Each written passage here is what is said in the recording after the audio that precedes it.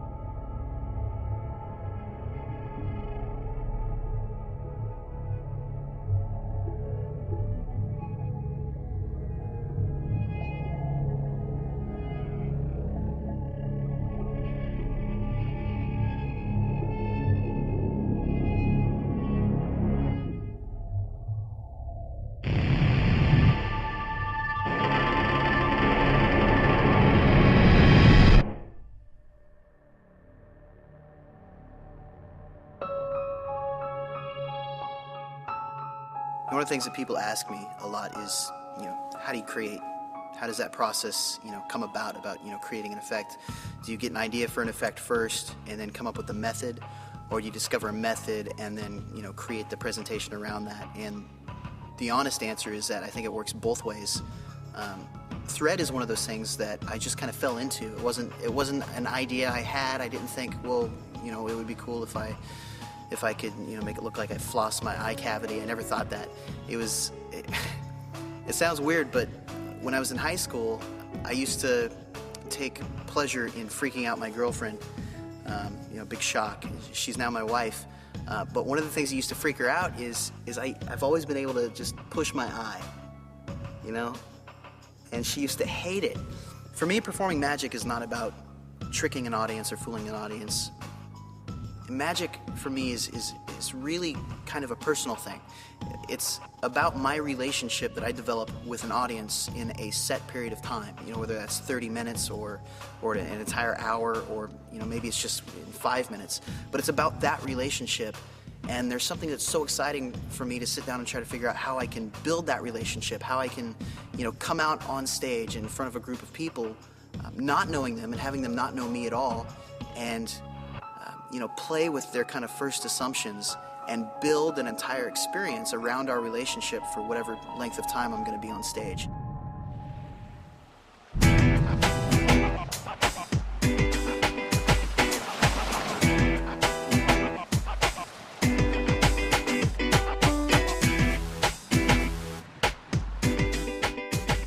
Today is October 31st. Today is Halloween. Yeah. On this date, back in 1926, no, not quite, but Harry Houdini died. Now, Houdini was famous for the escapes that he did, and he found ways to hide keys to locks and handcuffs and lockpicks. I don't know if any of you have seen this, but it's like a stunt where you take like a piece of string or a spaghetti noodle, right, and you put it in your nose, pull it out your mouth. You know what I'm talking about? Because it goes through right down the cavity there. Well, Houdini found that he could take a small key and stick it up there and get it halfway down and keep it there, so that cops could check his mouth and could check his nose and wouldn't see anything, and then he could spit it out. Well, when I was a kid, I was messing around with this. I used to love Houdini as a kid, and so I kind of tried it, and I had some problems, but something else happened that was kind of cool. That's what I want to show you right now. So check this out. We got the string, right? Let's see if I can still do it.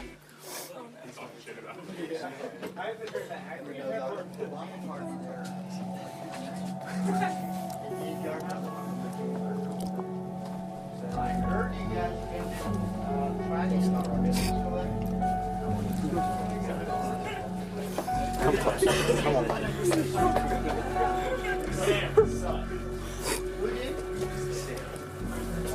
You know what? Oh my God. Oh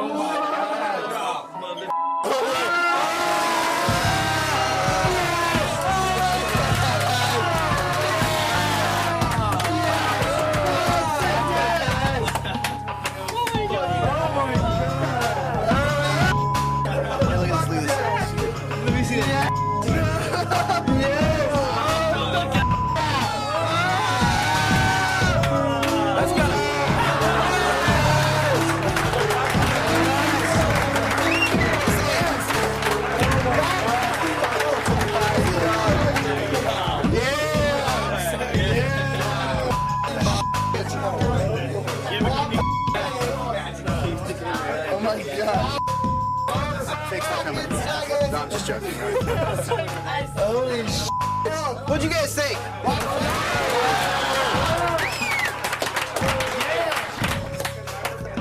And that right there is why I had very few friends in high school. Thank you very much. I've never seen nothing like that in my life. That was wild. It was almost 2 feet, and I'm about to go home.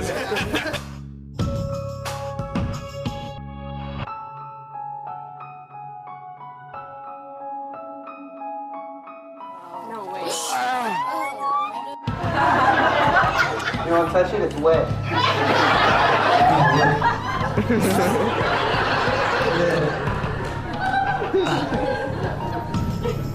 Oh my God!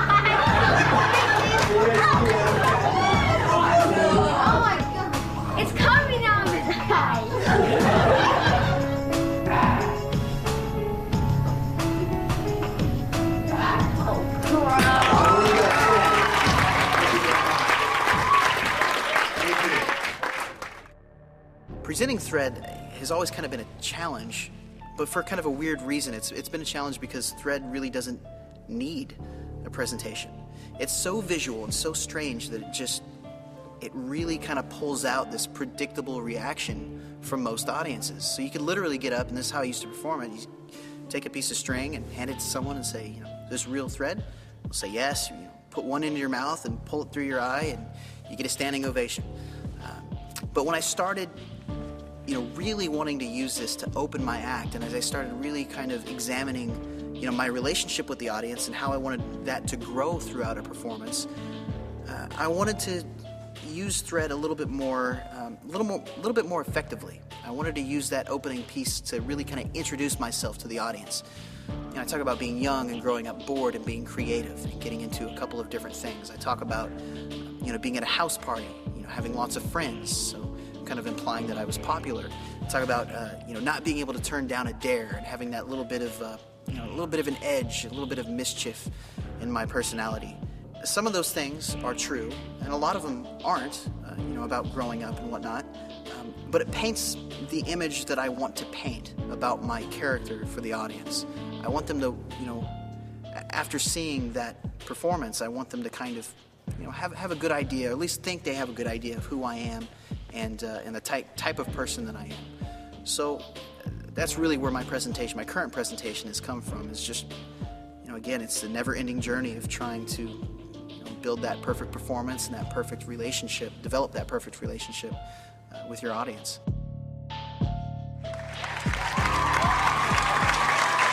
How you guys doing? They're doing good. What about you guys? How are you guys doing? Very good, very good. Actually, let's see. Everyone from here on over, let's try this again. How are you guys doing? How are you guys doing? That's pretty darn close. I can't pick it. Welcome to Sideshow. My name is Wayne Houchin. I see several familiar faces in the audience. It is a pleasure to be back here at the Chico Cabaret Theater. Those of you who know me know that I grew up here. Actually, both Josh and I grew up here in Chico. And Chico is interesting. It is. It's a small town. It's an agricultural community, but at the same time, it's a college town. And you kind of get the best of both worlds. But for those of you who are here, I tell this story, I talk about this everywhere I go when I perform. But what are some of the issues? What are some of the problems with growing up or living in a small town? You know everybody. Everybody knows your business. I heard that. I always hear that. Wherever I go, I always hear that. What else? Boredom. Boredom, nothing to do. You see, when I was younger, when I was just growing up, there wasn't a whole lot to do. I got bored a lot, and because of that, I developed many strange and interesting hobbies. Magic was one of them. And I had this problem, and I'm sure I share this problem with many people, but when I was growing up, and even today to some extent, I can't back down from a dare. Someone dares me to do something, I'm bound to try it. I dare you to back down. Like that, right? I'm going to pretend like you didn't say that. So I remember when I was younger, it was a few years ago, I was at a party. House party here in Chico. One of my friends dared me to try this thing. I'm so grateful for him. He dared me to try this stunt. It wasn't really a magic trick. It was more like a party stunt where you take a small object, you put it in your nose, and you spit it out your mouth. I swear to God, my friend's little brother could do this with a spaghetti noodle. It was awesome. But here was the rub. He dared me to try that, but in reverse. He wanted me to take an object, put it in my mouth, and get it to come out my nose. So I was young. Stupid. I gladly accepted the dare. I jumped up on a chair. I got everyone around me. There was about 30 people at the party. So I got everyone around me. I'm standing there. And I take a piece of sewing string. I'm stupid. Well, I had a plan. Not so much of a plan as a theory, really. I figured that if I took this string and put one end in my mouth and sucked it kind of to the back of my throat, that I could plug one nostril and blow as hard as I could at the same time, kind of like coughing, and I figured it was kind of work itself out. Not so much. No, actually, what happened is I got it to the back of my throat. I went to blow, and I kind of did this half cough, half sneeze, gag thing all at the same time. And I inadvertently created a brand new trick, which I am proud to share with you guys tonight.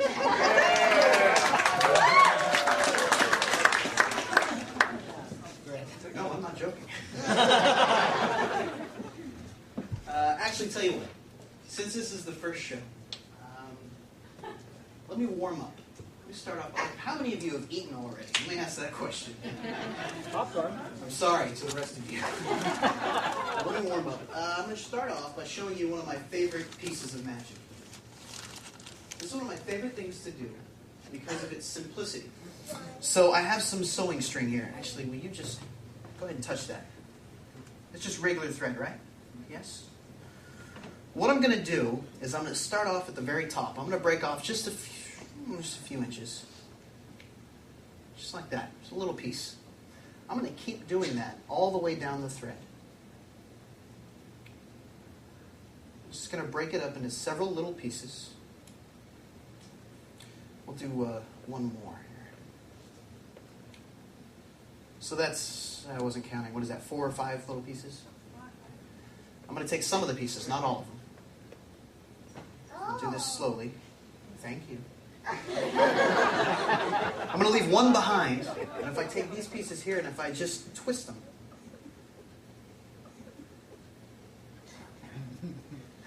we roll them into a little ball, and if I take that little ball, and on that last piece that we left, if I just squeeze, that it sticks. It gets better. It does. If I pull each and every one of those little pieces, fuses right back together. Thank you. Thank you.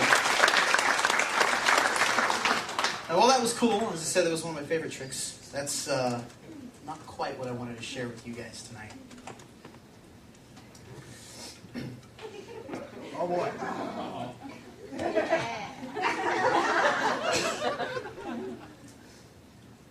Let's see if I can still do this.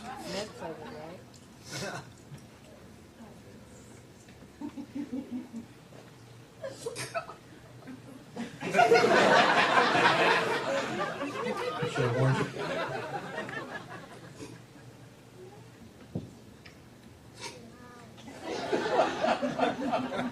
I'm sorry. Just cover your ears. I promise I won't yell.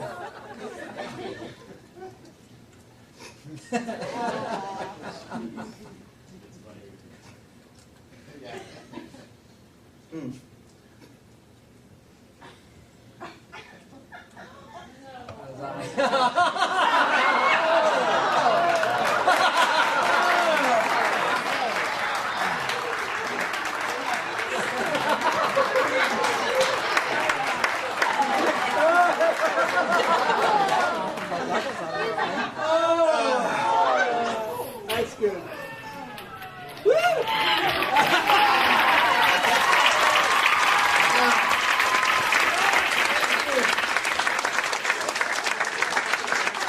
A necklace. No? Sometimes they want to keep it. And that is why I had very few friends in high school. Thank you very much.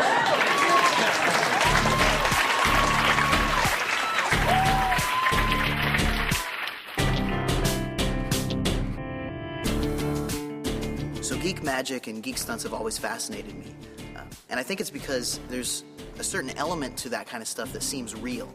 And not real in the sense like it's, it's magical or there's something supernatural about it, but real in the sense that someone has just this weird, strange ability and they're sharing it with the audience.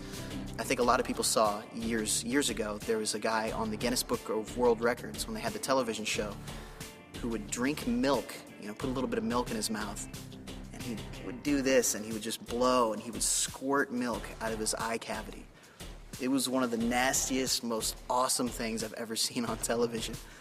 So, you know, when I do the thread effect, it has that kind of realism, and in my performance, my character is so honest with the audience. I'm truthful. I tell them, you know, this is sleight of hand, this is psychology, these are cons and scams, and I'm combining them to create interesting presentations that when I do something like thread or the needle swallowing, I think the audience kind of believes me, kind of trusts me a little bit, and it makes what I'm doing that much more interesting because they think they're watching something that might be real, but not real in the magical sense. I don't know if that made any sense at all, but it does in my head. And that's really where I spend most of my time. So it's proved to be a fantastic opener. And the problem is that I've been using it as my opener for almost a decade. And I'm getting to the point now where, you know, I've got to push myself. I have to do something. I'm too comfortable using it as an opener, which honestly is the only reason that I've decided to put this out. You know, I need to kind of stretch myself a little bit further and maybe not do some of the things that I'm so comfortable with, and thread is certainly one of those things. So it's just it's a fantastic effect.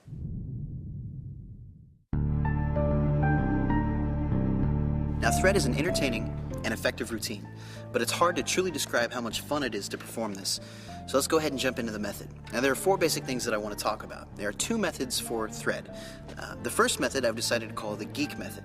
And I mentioned earlier that I've always had this fascination for geek magic, you know, sword swallowing and the human blockhead, needle swallowing, that kind of stuff. I remember performing once with a legendary sword swallower by the name of Captain Don Leslie. Captain Don, he was covered in tattoos. He was just a real character, and we performed at an event here in Chico called the Foo Foo Review at the Blue Room Theater. It's kind of like an adult night show, sideshow type thing. And I remember he got up on stage, and he took these big needles and he would pierce his skin with these big needles. And he did sword swallowing, and he ended his set by taking this big staple gun and just like a postcard and stapled it to his chest, took his bow and walked off. And it was just, the audience ate it up. I mean, it was incredible. So I've always had this fascination for that kind of magic because of the realism. And because of the realism of this method, I've decided to call it, like I said, the geek method. Now, the second method that we're going to talk about is the sleight method. And this method looks almost identical to the geek method, but it's based entirely in sleight of hand. And I know that's going to appeal to some of you a little bit more. So after we talk about those, we're going to talk about the classic broken and restored gypsy thread effect. This is one of my favorite pieces of magic.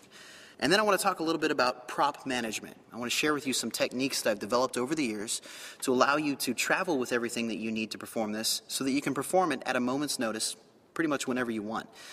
So that's it. Let's go ahead and jump into the first method, the geek method.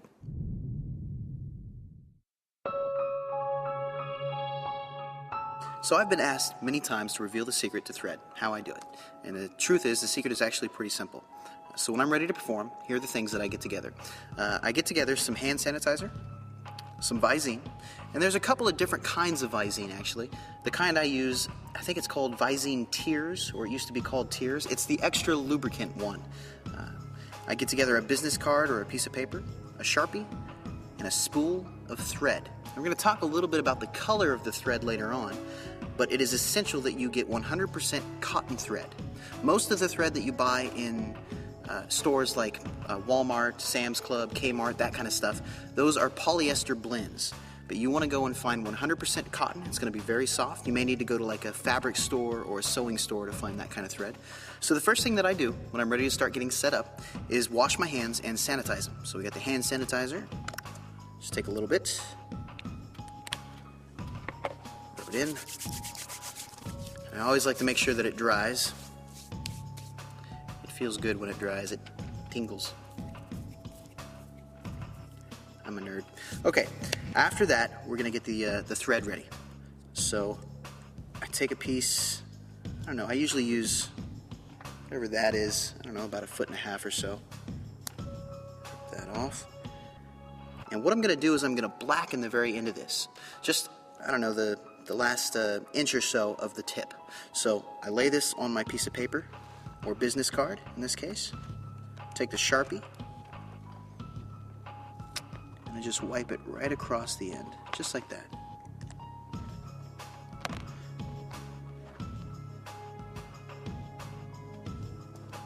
Okay, I'm gonna let that dry for just a minute. Takes a minute. Now, I said that the secret to thread is pretty simple. Well, this little black end here, in a few minutes, is going to disguise itself as one of my eyelashes. The rest of the thread is going to be folded up in a very special way, which I'll show you in a minute, and it's going to be hidden right underneath my eyelid, right in that little pocket.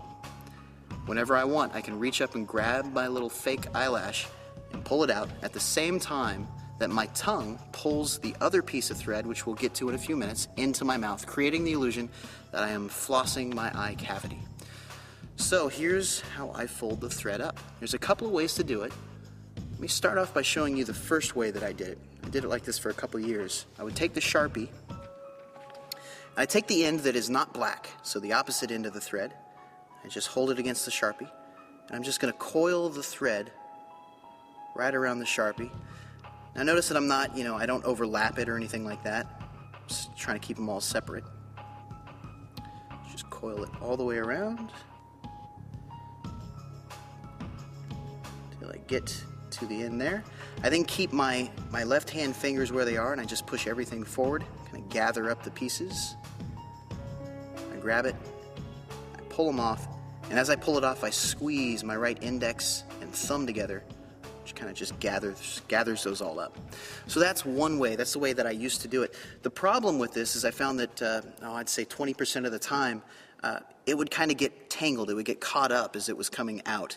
So I developed another method. I don't even remember how I developed this method, but it works, and it works better. So let me show you what I do now. Untangle this. So again, I'm going to start with the end of the thread that has no black on it. I'm going to hold it in between my right index and thumb, and I start by kind of rolling it into a little ball, just the very end there, just so I kind of have some traction. Okay, so you can kind of see that. I've got the end balled up. Put that pretty close to the front of my fingers, and what I'm going to do is I'm going to push my fingers forward and back. And as I do this, that thread is gathering itself up and kind of folding itself back over on top of itself as it comes in between my fingers. Now, I am not rolling this into a ball. My fingers are not making a circular motion. They're purely going forward and backward. Now, when I first started doing this, it kind of hurt. It took me a little while for my muscles to really get used to doing this, because at this point right here, the little ball of thread started way up here at the tips of my fingers. Right now, it's because of the action, it's moved itself pretty far back, and it's uncomfortable. My muscles are starting to cramp a little bit, but you just kind of finish it. So again, it's just forward and backward, and that's just causing the thread to kind of fold itself back over on top of itself. And there it is. There's my little black end. Okay? So I've got to the end. I'm going to grab that end and I pull it just a little bit to the left, just like that. Okay? And I'm going to reposition it because I want this end now to be on the right. So I'm just going to grab it with my finger here. I'd be careful not to, let this all spring open. And I just flip it over and hold it in my left hand. There's all of that thread gathered up, kind of folded over back and forth on top of itself, with the black end coming off to the right. Okay? Like I said, in a minute, this black end right here is going to disguise itself as one of my eyelashes. So now at this point, this is where the Visine comes in. I take the Visine, take the cap off, and the Visine is going to serve a couple of different purposes. It's going to kind of help keep the thread together right now, so I can kind of work with it a little bit more freely, but it's going to serve another purpose, which we'll get to in a minute. So I just kind of soak the thread. Really no amount. I just put a bunch on there, and that causes it to just kind of stick together. So now I don't have to hold it so tightly. It's kind of stuck together by itself. Now for this next part, I need a mirror. Fortunately, backstage and downstairs of this theater, they have, I swear, It looks like a dungeon. I don't know how old this theater is, but it may be old enough to have a dungeon. So we're gonna head there right now, and I'll show you what I do next. So welcome to the dungeon.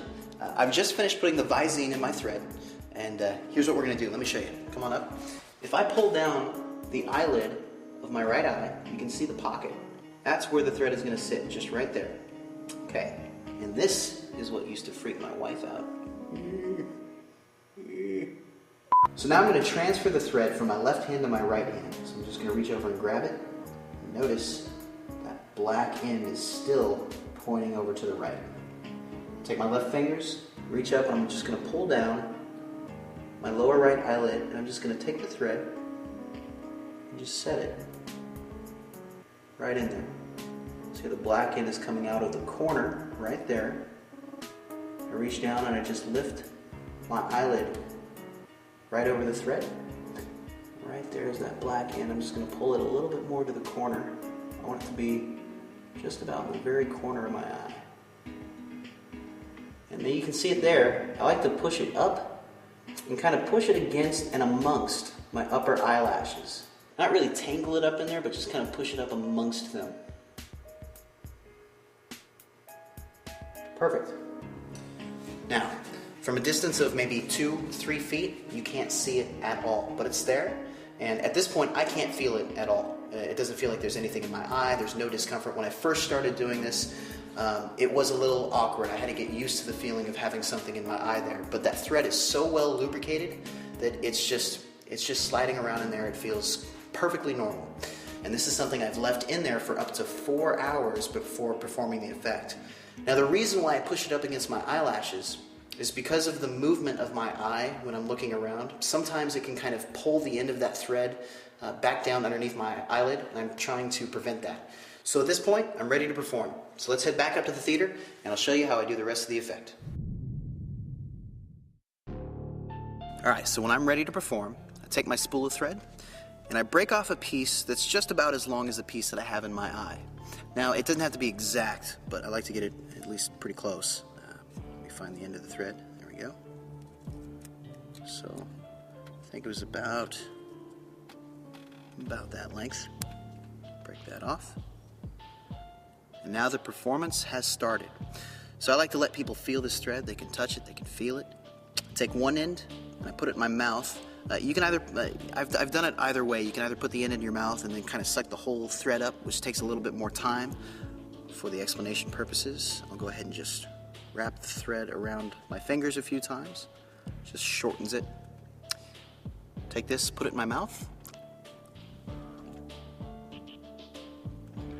And just like I'm bringing it into my mouth right now with my tongue, just by extending my tongue and pulling my tongue into my mouth, that's how I'm going to cause the thread to come into my mouth as I'm pulling the piece from my eye.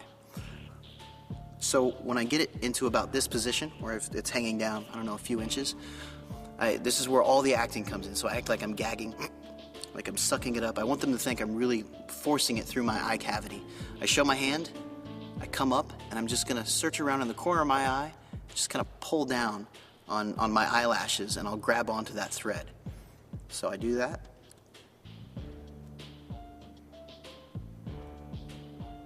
There it is. So I pull down, and again, as I'm pulling down, my tongue is going to suck this thread into my mouth.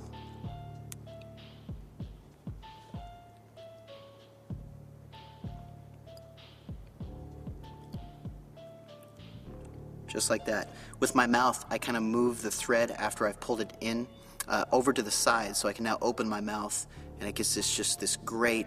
Yeah, I want it to look painful. It's really not. This is actually really comfortable for me to do this, but I want it to just look like, you know, like it's it's coming, it's flossing my eye cavity. So I pull it out, and this is so smooth. You can even put your hand up here and just, you know, really let it come out. And you'll hear your audience at this point. I mean, they just, again, the reaction is just so guttural. And one of the things that I like to do at the end of a performance that always gets a good laugh is take it, stretch it out, and you can present it to your volunteer, whoever's with you, kind of as a necklace, as a souvenir. And sometimes they actually want to keep it, which is kind of strange. But if they do, I just kind of take it and real quickly I'll just break off the blackened end. Just wrap it around my finger, just like that, break it off, and hand that out. And that happens, people are reacting, and there's no attention on the effect anymore. So I've never had anyone notice that or say anything. And most times when you offer this to someone, it's very rare that they actually want to keep it. But every now and then I meet some strange people. So that's it. That's thread. That is how I do it. It's a fantastic effect, and I know that many of you are going to want to be able to perform this. And after watching my method, you probably think I'm nuts. Well, like I said earlier, I've developed a second method that's based entirely in sleight of hand, and I think it might appeal to some of you a little bit more. So let's go ahead and get into that now. I call it the sleight method. Now, the greatest thing about this version is it allows you to be able to perform the thread effect easily, comfortably, and with very little setup. With just a few minutes of setup, you can be ready to perform this effect at any time with almost no additional setup. So basically what I'm going to show you how to do is how to make this little gimmick. This gimmick right here can easily be palmed. You can bring it up to your eye and slowly pull away, and as you pull away, the thread will unravel from the gimmick, creating the illusion that the thread is being pulled from your eye. So let's go ahead and get into this. Here's what you're going to need to be able to construct the gimmick. So you're going to need your Sharpie, you're going to need a straw, you're going to need some magician's wax, preferably magician's wax that is not really sticky, something that doesn't leave a real sticky residue. What I have here is called the Michael Amar Presents Dexter's Flesh Colored Putty. And this is actually great stuff. Dexter's a good friend of mine, and this is really good wax because it doesn't leave any residue at all. You're going to need your thread, once again the Visine, and something to cut with, like a pair of scissors, or in this case I have a knife. So the first thing we're going to do is we're going to start off by cutting off a little bit of the straw. Now, how long of a piece you cut off is going to depend on you. It's going to be your preference. I like to use a piece about that long because that's really easy for me to palm just in between my index and my ring finger of my right hand. So let's do that.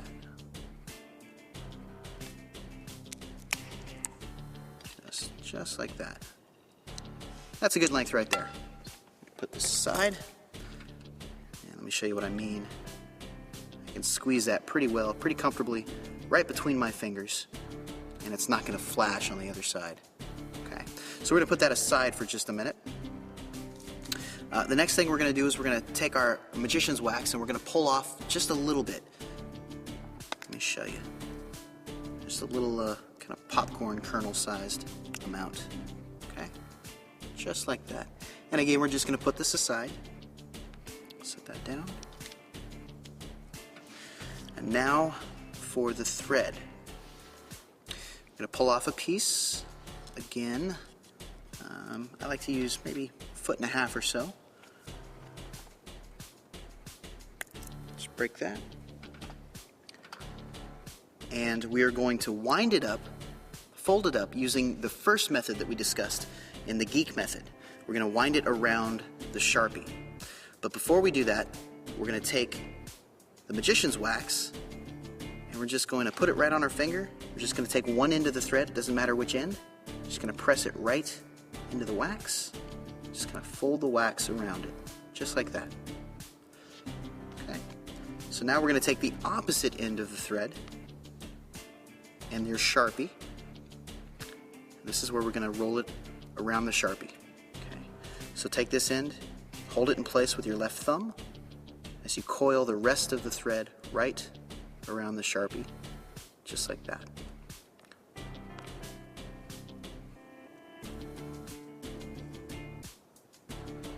When you get to the end, just go ahead and take the magician's wax. And you're just going to stick it right to the Sharpie. So you're in this position. Now from here, you're going to keep your left thumb and middle finger where they are. You're just going to slide everything forward. It just gathers up the thread. Just like that. We're now going to take the Visine. And the Visine here, this is not going in your eye or anything like that, but the Visine is going to help keep the thread together so you can work with it. It's also going to help with the illusion because when the thread apparently comes out of your eye, it's going to look wet. So you just put a little bit of Visine around the thread. Just like that. We can set that aside. Take your right index and thumb. You're going to pull everything off. And as you pull it off, I'm squeezing my fingers together so I gather that thread up. Just like that. Okay. Now what I want to do here is I want to separate the wax just a little bit, make sure that when I pulled it off of the pin, it didn't get mashed in with any of the other thread. So let's see. There we go. Okay, so the wax is just, it's just not squeezed in with the rest of the thread there. All right, so you're going to grip this, and this whole little bunch of thread here is going to get inserted into your straw. So you take your straw, you're just going to push it right down inside, and your wax you're going to leave on the outside of the straw, and you're just going to press it and stick it to the outside just like that. So this basically works by bringing it up to your eye. You're going to use your eye to squeeze down and grip the magician's wax as you pull away. And as you pull away, because of the way this has been wound up, the thread has been wound up, it's just going to unravel from the straw and really create that illusion that is coming right from your eye. So whenever you're ready to perform, you're going to get into this position. You're going to palm the gimmick just like this. Okay? This can be done in your pocket, or if you're going to a bag. Like, I keep a lot of my stuff in my bag. I have like a little bag that I use when I perform. It's usually on a stool on stage with me. So I can go into my bag as I put something away and come out with this ready to go. The nice thing about this too is again, from the side you can gesture and your hand's not, it can be a really natural position. Just depending on the length of the straw, and again, that's gonna be your preference. So I'm going to skip ahead to the actual mechanics of pulling this out, but remember, it's the combination of pulling one piece of thread into your mouth with your tongue and pulling this out at the same time that really creates that illusion that it's coming all the way through. So we're going to assume now that you've taken a spool of thread and you've broken off a piece, you've put one end in your mouth and you've kind of pulled it into position. Whenever you're ready to do this, you're going to take this, your thumb comes down and you're going to move the wax up into your fingertips, just like that. You come up to your eye as you're coming up to, apparently pull the thread from your eye, and you're going to take this and you're going to push it gently right into the folds of your eye, and you can either squeeze down on it and hold it there if you can. Some of you will have, enough, skin in your eyelid to be able to squeeze down and grip it, or if you can't, you can bring this finger up and just hold it in place as you pull away. Okay, so this is going to be pulling out as you're pulling the other thread in. Now at this point, the position of my fingers is very important. Notice that I'm gripping the thread between my thumb and index finger while the straw is beneath my index finger. You don't want to hold the gimmick like this, because what may happen is the entire clump of thread might just pop out of your fingers. It's important that you have it regulated by gripping the thread between your thumb and index finger as you're pulling it out. So again, this straw just makes this so smooth to pull all the way out. And about when you get to the end, right about the end, you're going to grip onto the thread and just pull. And at the same time I'm pulling, I'm pushing with this index finger here, and see what happens, it's actually stuck to my index finger. But you push, and the thread is going to pop off of the wax and out, like it just came out of your eye. And like I just showed, the wax is now on my index finger, so I can pull this away, drop my hand to my side. I can take this and I can hand it out, or drop it on the ground, and all I have to do is ditch my little straw and my wax, and there it is. So that is the sleight method. Remember, like I mentioned, it's really the combination of the two movements, pulling thread into your mouth at the same time that you're pulling this out, that creates that beautiful illusion that is coming all the way through.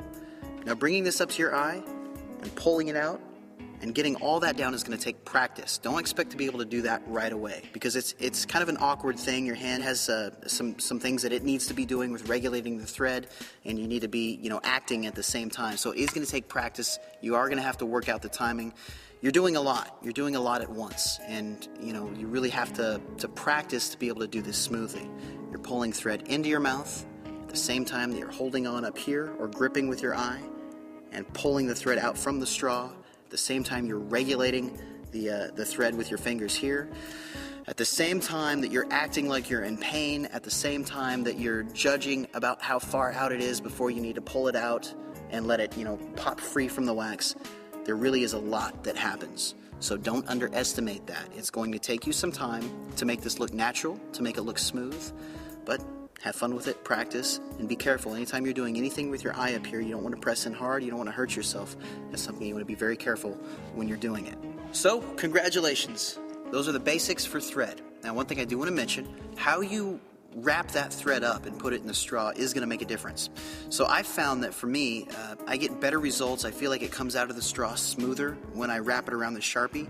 However, you may find that it actually works better for you by doing the method that I taught in the Geek method. So definitely play around with that. And again, this is just going to take practice and getting used to the motion, because there's a lot that is happening. So give it some time, practice it. I'm sure you'll get it down. I want to spend a few minutes now and talk about one of my favorite pieces of sleight of hand magic, the classic broken and restored thread, the Hindu gypsy thread.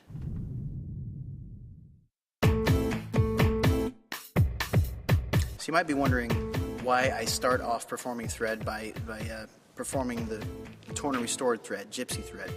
Kind of an odd combination. And honestly, I don't have a real brilliant answer. I'd love to tell you that I've thought out the psychological impact of torn and restored effects and how that positions my audience correctly for, a geek stunt. But the truth is, I love the gypsy thread effect. I think it's a beautiful piece of magic. It's all sleight of hand based. It's pure magic. And this is just a great reason for me it's an excuse to perform it. I get to perform gypsy thread and use that to lead into something that's a little bit more disturbing. So, that's the truth. So I remember being in junior high school, and I ordered the classic Hindu gypsy thread mystery. It was awesome. It was this little booklet that I got, and I read through it, and I followed along, and what I learned was one of the most beautiful and simple pieces of sleight of hand magic that I'd ever seen. And still today, this is one of my favorite pieces of close-up magic. The concept has been around since, I think, the 1500s. And over the years, there have been many brilliant performers and creators who have done extensive work on this. Billy McComb comes to mind. If you check out the credits section of the DVD, there's going to be a whole list of resources, places you can go to explore this effect further if you'd like to do that. But right now, I'm just going to share with you the basic classic method that I learned with, I think, one addition. I think the addition of the Visine that you're going to use in the effect is mine. I'm not sure that's been done before. So you're going to need some thread and some Visine. Here's the setup. You're going to take your thread. Once again, it needs to be 100% cotton thread. Well, it doesn't need to be, but the cotton's easier to break, and that's going to make your performance a lot easier. You're going to pull off a length of thread, 1.5 feet or so, about the same length we've been using. With your left thumb, you're going to lock it into position here. You're going to drop the end. You come over your right fingers. You're going to take it at that point, and you're going to unravel the same length that you just have. So you're going to take your fingers here and you're just going to kind of measure it up so you have essentially 2 lengths of thread, both the same length, just like that. Okay. You're going to keep holding on to it with your left fingers here with this particular length. This one you can just let hang. We're going to forget about that for a minute. We're going to wind this length of thread up here so that we can ball it up and hide it in our fingers later on. So here's how you do that. You're in this position. You're going to come over. Don't let go of your middle point here. That's going to be very important. These need to stay the same length. So you always want to be hanging on to the middle here. But you're going to use these fingers to help kind of do the move. So you grab this piece here, and you're going to wind it underneath your left middle finger. It's going to come over the top, and then underneath your index finger. Again, underneath your left middle finger, underneath your left index finger. And you're just going to do this back and forth. I'm still gripping with my right hand that middle section right there. That's what separates it. So I can finish off here, pull this over. I can't get it exact, but that's okay. When I get to here, I'm going to use my left thumb to kind of pinch and hold it. So if you see here hanging off still, this is the other length of thread. We've just doubled up this particular length right here, okay? So now, if you're looking at this, you see an X. This is very simple.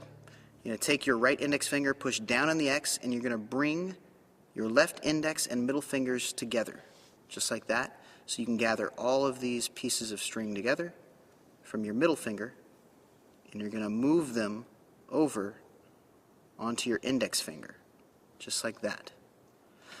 So now you're in this position. It seems pretty complex, but when you start doing this and you understand what's happening, this is really easy. You're just winding this thread up, kind of circling it up so that it can unravel easily later. So we're here. I now like to do this. I grab it and I twist it so it's a figure 8, and I fold it over on itself. So it's a small little circle. Okay? I'm going to kind of move this other piece of thread here that we have saving for later. I'm going to move it out of the way. I'm going to take this little circle here, and I'm just going to squish it together into a ball. I'm not balling it up. I don't want to tangle this up. I'm just kind of pushing the ends together like so. Now here's where the Visine comes in. Once again, you're going to use the Visine to help keep this all together. So you just dump that on there, get it all wet. That keeps the little ball from unraveling. Now you're going to wind this piece around, push the ball right there, and there it is. Whew. That seemed complex, but it was actually pretty simple. Basically, we have one length of thread here, and we have another length that is the exact same length, all balled up right there. So after we've done that, we're going to continue wrapping this first piece around, just like that. There you go. That is your setup. Whew. So now let's assume that you're ready to perform. You want the ball to be facing you. If this is facing the audience, it's not a good thing.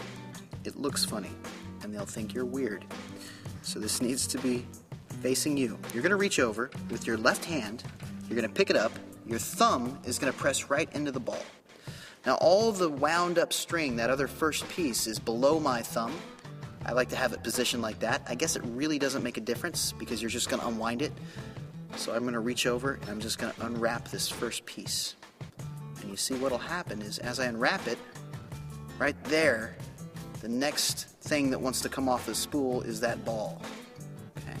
So what I'm going to do is you don't want to pull too hard. You don't want to unravel the ball. You're going to re-grip the spool with your right hand. You're going to come over and you're going to grip the whole ball between your left thumb and index finger as you unravel just a couple more inches, like so. You're now going to break the thread. You can set the spool down. And to everybody looking, it looks like you just pulled off a piece of thread, but in reality, you've got twice the amount of thread that they think you do, balled up there, right in between your thumb and your index finger. Okay? So at this point, you do need to be careful and make sure that you don't spread your fingers too much and flash that to the audience. That is important. Okay, so you display. It's in your left hand. You're going to talk about how you're going to reach over and break off right about there. Do this so slowly. That's what's just so beautiful about this effect. There's almost nothing to see. You can do everything slowly and deliberately. So you point out that you're going to break it right about there. So you reach over, just break it. You're going to re-grip just by pinching right about there. You're going to break off another piece. Just like that. And you do that all the way down the thread. There's really nothing tricky going on here. Just putting it in and breaking a piece off. At this point, they've all been broken off. You got 4 or 5 little pieces. Very cleanly display this. You're now going to reach over and you're going to take all of the pieces except for the one piece that has the ball hidden on it. So your right fingers come over and you're going to grip these pieces here. I just kind of pull. So I take the loose ones, and this one right here is the one that has the ball in between my fingers. Okay. You're going to take this and you just twist your fingers. And you ball all of these up, roll them up into a tight little ball. You can display the ball just like that. What you're going to do now is you're going to switch this ball for the ball that's hidden between your fingers. It happens like this. You take this and you display. You slowly bring it over in front. And you're going to put it right into your right fingers and squeeze. My left fingers come up, and I'm going to grip the top of this thread here, and I slowly open my fingers and pull away, revealing the ball that's wound up on that string. Now in my right fingers over here, I've got all of the loose pieces. So you want to keep your fingers pressed together and immediately come over and grab the top of the thread so you can be in this position. You're so fair, you're so clean. Looks like there's nothing in your hand, and it looks like you just stuck the ball right onto the thread. Very, very fair. Now this here presents a couple of opportunities for comedy. It almost looks like you just kind of reached over and stuck a spitball right onto the thread. You know, like it's sticky and you just stuck it there. And it's really not that impressive. So there's some good moments for comedy, and I like to use those to my advantage. The great thing is whenever you're ready to do the restore, grip the bottom, and I like to twist it just like this. It just gives a little motion to it. You blow on it, and you just carefully pull. And all of that thread unravels. And to the layman, they can almost see the individual pieces fusing right back together as you stretch it out. It's such a beautiful, beautiful piece of magic. Now at this point, I like to pull it taut. Invite your spectators to even feel it. Ask them, say that's not sticky, there's no knots or anything in there. And it really is a great moment. I've got all the loose pieces still balled up here in between my fingers. Don't forget about that. Now, a couple ways you can get rid of that. The easiest way, if you're just performing this without performing thread after it, you can simply take this, let your hand fall to your side, and just drop it. No one will notice it, and no one will even notice it on the ground. So you can just ditch it. Okay, but what I like to do, because I follow up this effect by performing thread, I just take this whole thing and I put it right in my mouth. So I just ditch the extra pieces in my mouth as I load in this thread to perform the thread through the eye. So that's it. It's one of my favorite pieces of close-up magic. Right now, actually, I want to spend a minute and let's talk about prop management. Like I said, I've developed a few techniques over the years to allow me to keep all this stuff together, travel with it, get set up, get prepared, and be able to perform the thread effect pretty much whenever I want to. So let's go ahead and talk about that.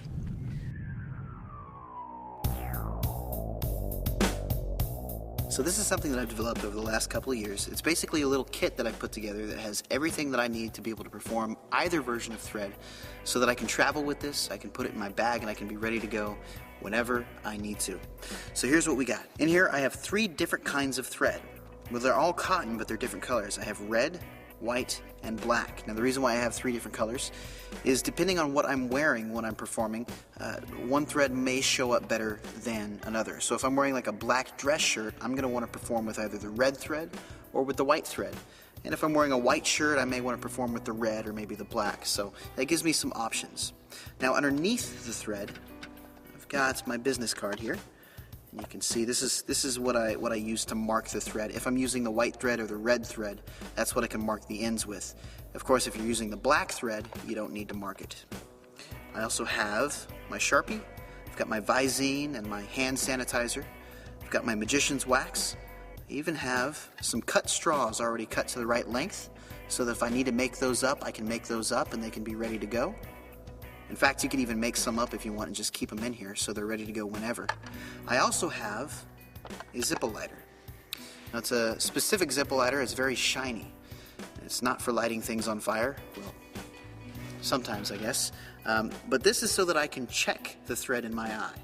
So basically what I would do is before performance, I'd excuse myself to a restroom, or even my truck. A lot of times I'd go out to my truck and sit in there and just look in the mirror, and I'd get the thread set up in my eye. I'd carry this around with me so that I can casually pull it out of my pocket when I'm in the party or at the event waiting to perform, and I could just look at it, check to make sure that the thread is still positioned where I want it to be positioned, and then just open it up and put it away. So that anybody looking at me, it would look like I just pulled out my lighter, looked at my lighter, opened it up, and then put it back in my pocket. And it's not as suspicious or strange that I'm pulling out a pocket mirror and staring at myself in a pocket mirror and then putting it away.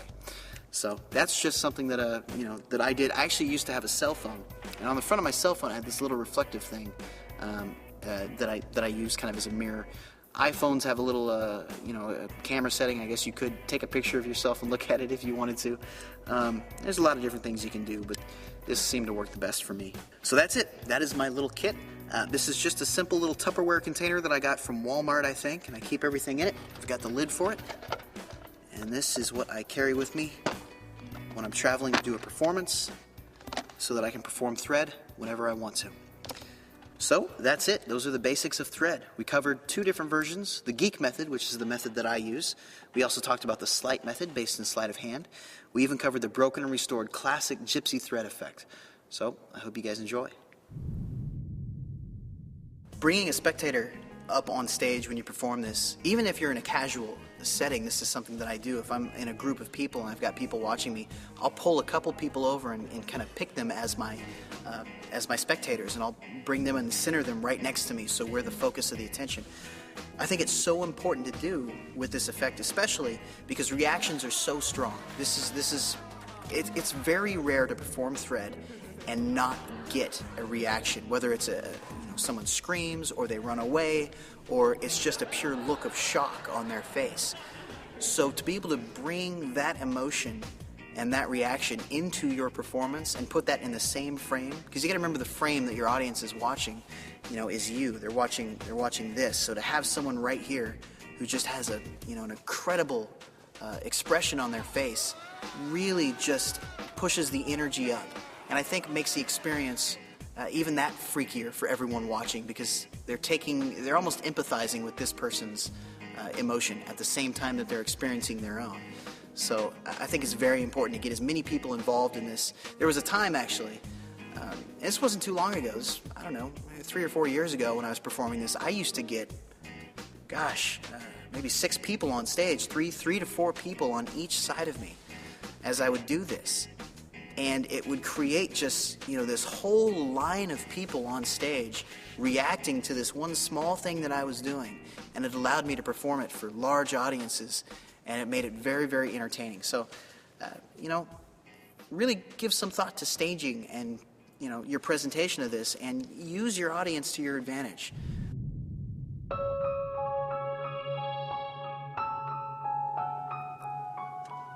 Now, whether or not this is an effect that you choose to perform once in a while for friends and family when the time is right, or if this is an effect that you put into your professional repertoire, I hope that you get as much, if not more, from thread that I have over the years. This has been a reputation maker for me. It's allowed me to negotiate higher performance fees, and I can't even imagine how many shows this has actually booked me just based off of word of mouth.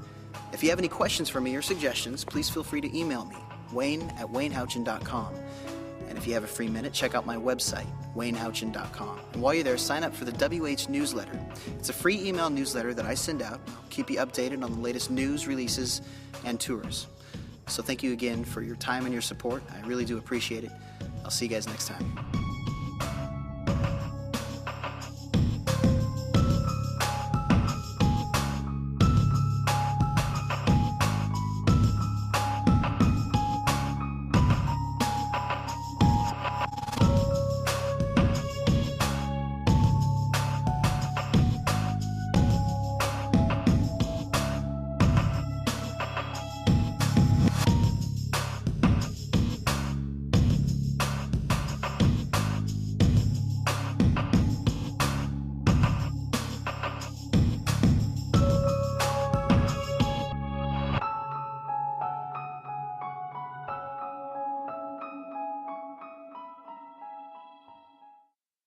So if I had to pick whether it's better to perform thread for a group of men or a group of women, that's a tough question, and here's why. Because women react more, they freak out more, they scream, and if you're single, this is a very good thing. However, men, the group of men, the archetypal men's hut, this is an effect that scores a lot of points with men because it's gross, it's painful, it's strange, and they can't do it. So this is certainly an effect that can get you popular. I can't choose. I do it for both men and women. And I recommend that you do too. One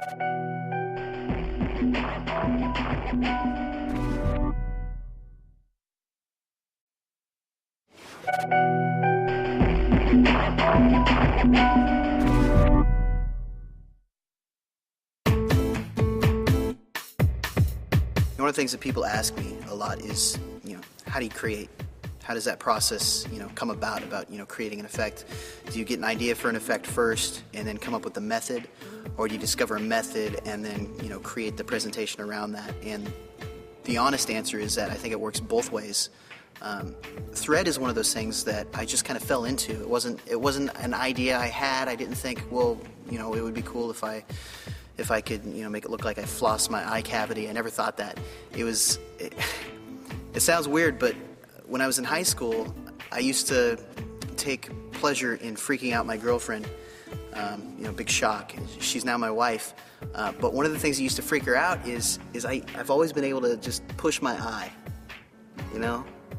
and she used to hate it. And I remember I was just thinking about that, and the idea dawned on me that I could do something with this, and it happened within an hour and a half. I had worked up the entire kind of idea and concept behind Thread that I then started working on. I've been performing this for almost a decade now at this point. So the presentation and little subtle things about it have changed a lot over the years. But the core idea, the basics of the actual effect and the method and the technique and all that kind of stuff, I worked out in an hour, and it just kind of stemmed from wanting to freak out my girlfriend.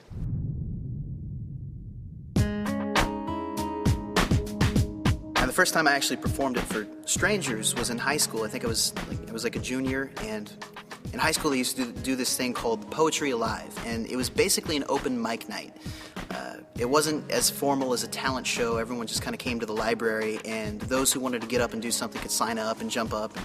We had a lot of kids that would come up and play guitar, play the piano, or read a poem, that kind of stuff. And I decided to jump up and try Thread, and I got up there and I got a couple of girls up to help me out, and I picked, it was one of those times in a performance where I nailed the volunteers. I picked the perfect volunteers to come up, and I went through kind of the very early presentation for it.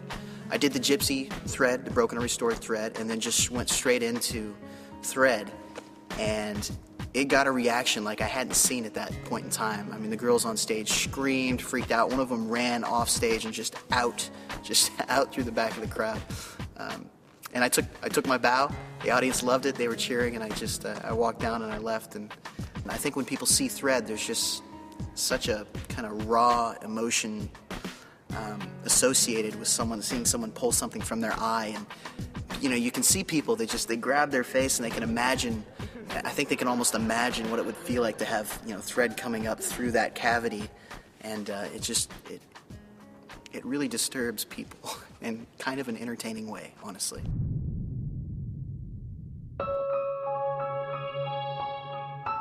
Over the years, I've given so much thought to my character, and my character is interesting. I played around with all kinds of stuff when I was growing up and starting in magic. I had choreographed routines to music.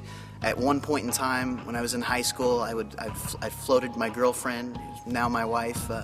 We had this whole dance routine that we choreographed, and I floated her and put the hoop around her and the whole bit. So I've kind of experimented with a bunch of different performance styles over the years, trying to find out what fit my character and what I felt comfortable doing. And I decided that the character that I wanted to portray when I was on stage was someone who would be intelligent, someone who admittedly knew about sleight of hand, admittedly knew a lot about psychology, cons and scams, and used these principles to create interesting pieces of visual art, to create interesting presentations. So I didn't want my character ever to be someone who the audience thought maybe I had real powers, or I could, I didn't want them to ever question, maybe he can really do this, or anything like that. So geek magic and geek stunts have always fascinated me. And I think it's because there's a certain element to that kind of stuff that seems real. And not real in the sense like it's magical or there's something supernatural about it, but real in the sense that someone has just this weird, strange ability and they're sharing it with the audience. I think a lot of people saw years ago, there was a guy on the Guinness Book of World Records when they had the television show who would drink milk, put a little bit of milk in his mouth, and he would do this, and he would just blow, and he would squirt milk out of his eye cavity. It was one of the nastiest, most awesome things I've ever seen on television. So, when I do the thread effect, it has that kind of realism. And in my performance, my character is so honest with the audience. I'm truthful. I tell them, this is sleight of hand. This is psychology. These are cons and scams, and I'm combining them to create interesting presentations that when I do something like thread or the needle swallowing, I think the audience kind of believes me, kind of trusts me a little bit. And it makes what I'm doing that much more interesting because they think they're watching something that might be real, but not real in the magical sense. I don't know if that made any sense at all, but it does in my head. And that's really where I spend most of my time, so.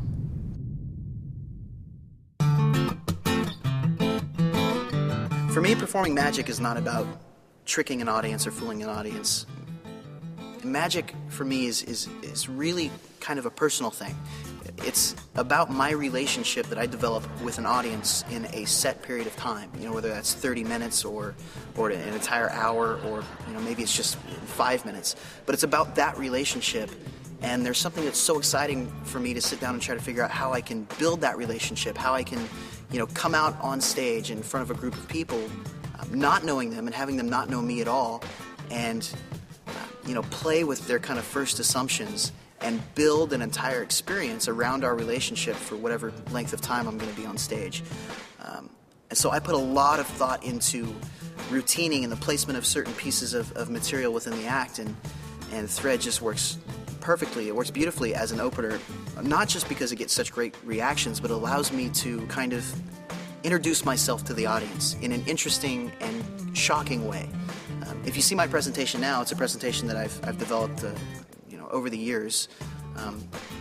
I talk about growing up in a small town, and it's a great way for me to introduce myself to the audience, kind of break that tension a little bit by showing them some sleight of hand, which is interesting, and it's beautiful sleight of hand, the gypsy thread, and then just take it over the top by doing something so unexpected, so shocking, so kind of gut-wrenching, that it gets that guttural reaction, and it really kind of takes them on a nice emotional arc right at the beginning of the act.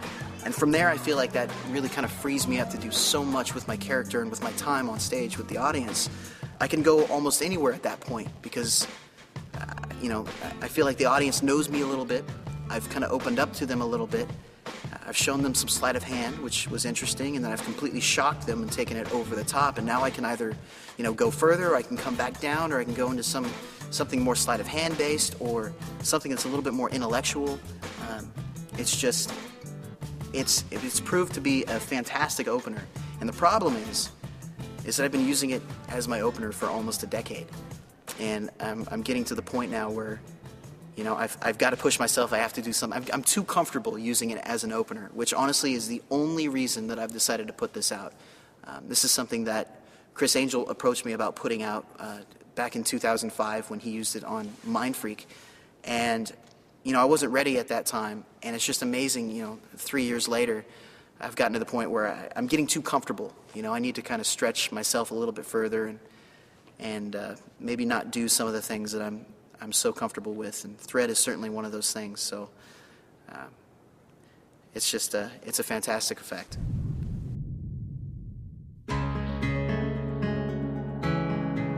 Thread is an effect that I've performed in small groups, out on the street, or with friends and family in small close-up situations, even, believe it or not, table hopping occasionally, although that's kind of interesting. But it's important to remember that this is an effect that I have opened my stand-up act with in front of audiences of hundreds of people, and in some cases over 1,000 people. And even though it's a small effect, it's a length of thread, it really is an effect that plays well. And if you stage it properly, bring people up and get them involved, the reactions of people on stage make this small effect seem like a big showpiece. And so it's important to remember that this can work for large audiences just as good as it can work for small audiences. It was was interesting. I think it was 2005, and at that point in time, I'd been doing Thread for about 5 years. I get a call from Banachek, who's a very good friend of mine, and one of the best mind readers and mentalists in the world. He called me and told me that he was getting ready to work on this new series, television series. A guy named Chris Angel, who's a magician out of New York, and at that point in time, relatively unknown. He was known in the magic community, but not much outside of that besides New York. And he was working on a television series called Mind Freak for A&E, and Banachek had told Chris about a couple of my effects. But Chris was really interested in the thread effect, and it was something that he really wanted to talk about for his special. So he gave me a call, and I ended up going out to Vegas and meeting with Chris and his whole team out there as they were still doing pre-production for season 1.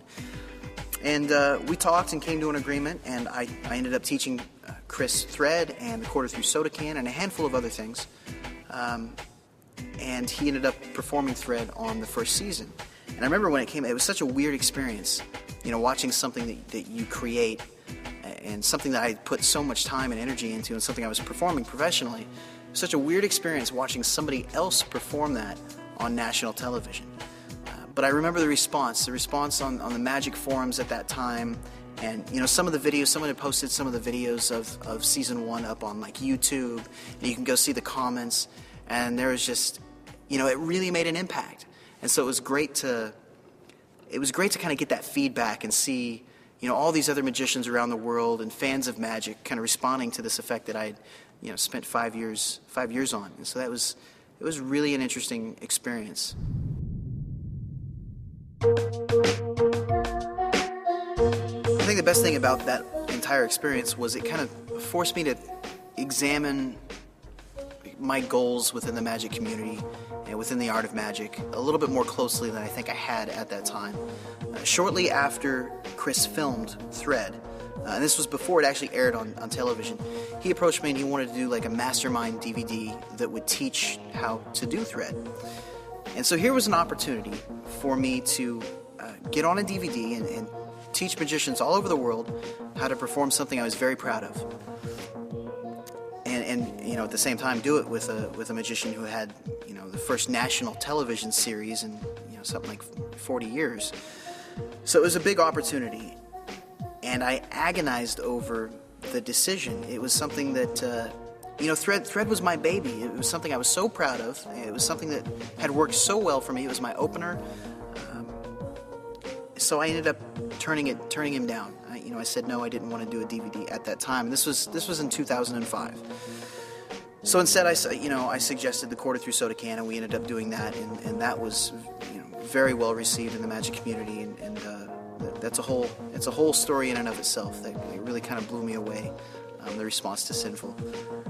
But I think that was a good time for me, because at that time I was performing and I was marketing myself as a performer, and it really kind of made me examine where I wanted to go with magic and what I wanted to do with the material that was in my performance. I think something like 85% of the stuff I was performing at that time was original. So I think that's ultimately the best thing that came out of that entire experience.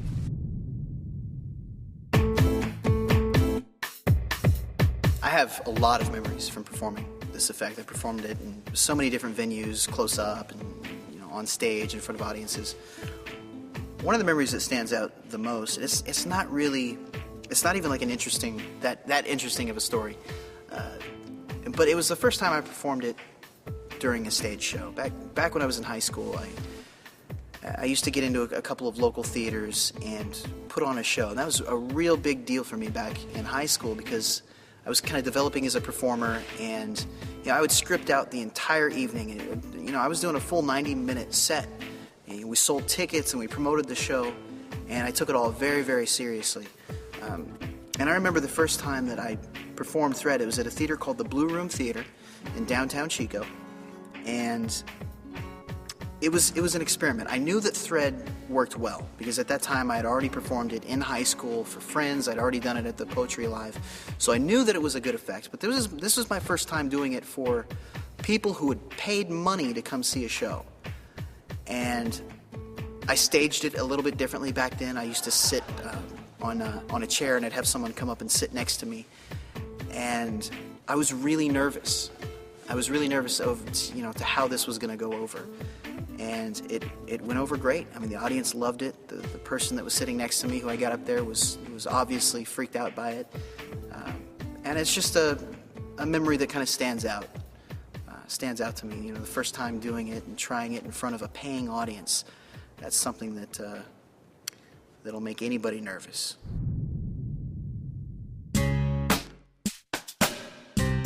Because of the nature of this effect, I think that one of the things you have to ask yourself as a performer is, the appropriateness of you performing this kind of an effect. Because certainly there are going to be situations and performances where this thing, performing thread would be kind of out of line. You don't want to do this at a dinner party. Well, not before dinner or during dinner, at least. If you're doing like an after-dinner show, I've performed this during an after-dinner performance many times, and that's gone over very well. But remember, this all comes back to analyzing the effect from the audience's point of view. And it can be a very kind of gut-wrenching, hair-raising type of an effect. So if someone's going to be enjoying a meal, this is probably something you want to wait until after dinner to perform, or just skip it altogether.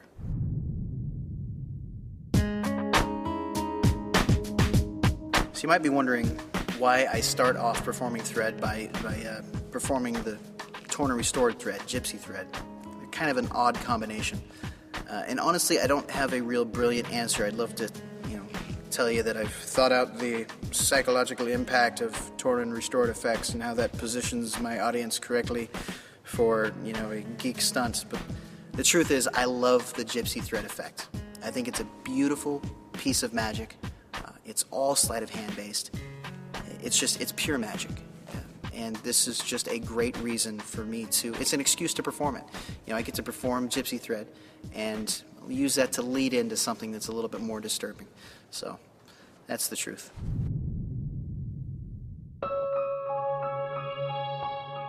Presenting thread has always kind of been a challenge, but for kind of a weird reason. It's been a challenge because thread really doesn't need a presentation. It's so visual and so strange that it really kind of pulls out this predictable reaction from most audiences. So you could literally get up, and this is how I used to perform it. You take a piece of string and hand it to someone and say, is this real thread? They'll say yes. You put one into your mouth and pull it through your eye, and you get a standing ovation. But when I started, really wanting to use this to open my act, and as I started really kind of examining my relationship with the audience and how I wanted that to grow throughout a performance, I wanted to use thread a little bit more effectively. I wanted to use that opening piece to really kind of introduce myself to the audience, which is why I use the presentation that I now have. And this is not something, when you see like the street magic performance, the close-up performance, it's much more casual. So I'm talking here about presenting this on stage in front of an audience during an act. But I use the whole presentation as a chance to, kind of paint a little mental image of my character for the audience. I talk about being young and growing up bored and being creative and getting into a couple of different things. I talk about, being at a house party, having lots of friends, so kind of implying that I was popular. I talk about, not being able to turn down a dare and having that little bit of, a little bit of an edge, a little bit of mischief in my personality. And, jumping up on a chair and trying this and having it go wrong, but have it create this new effect. So some of those things are true, and a lot of them aren't, about growing up and whatnot. But it paints the image that I want to paint about my character for the audience. I want them to, after seeing that performance, I want them to kind of, have a good idea, or at least think they have a good idea of who I am and the type of person that I am. So that's really where my current presentation has come from, is just, again, it's the never-ending journey of trying to, build that perfect performance and that perfect relationship, develop that perfect relationship with your audience.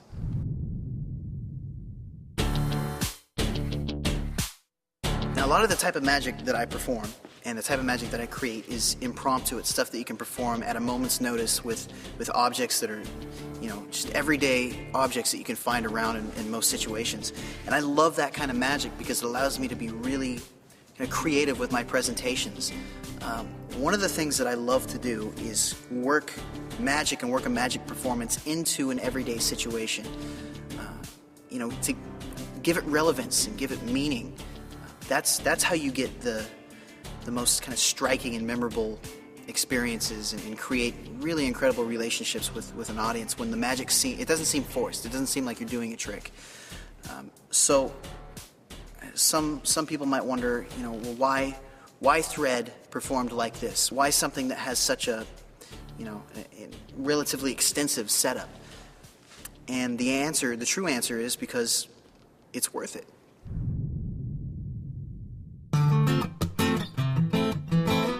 Bringing a spectator up on stage when you perform this, even if you're in a casual setting, this is something that I do. If I'm in a group of people and I've got people watching me, I'll pull a couple people over and kind of pick them as my spectators, and I'll bring them and center them right next to me, so we're the focus of the attention.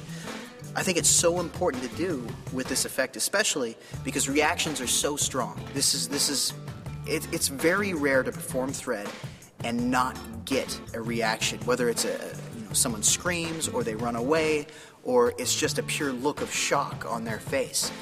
So to be able to bring that emotion and that reaction into your performance and put that in the same frame, because you got to remember the frame that your audience is watching, is you. They're watching this. So to have someone right here who just has an incredible expression on their face really just pushes the energy up, and I think makes the experience even that freakier for everyone watching, because they're almost empathizing with this person's emotion at the same time that they're experiencing their own.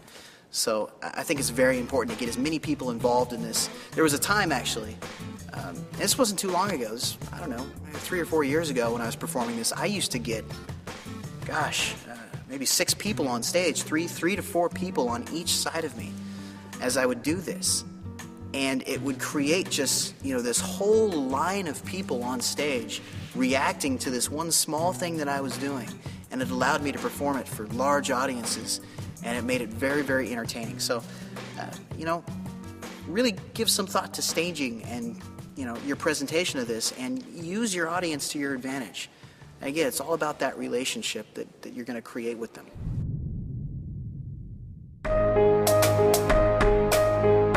The biggest problem I've had with the geek method was when I performed at the Magic Castle. I opened my act with this, and I did 3 shows a night for 7 nights in a row. So 21 consecutive performances, I performed Thread. And by the end of the week, my eye was a little sore and it was a little red. But beyond that, I had no problem. The soreness and the redness went away within 48 hours, and it was fine.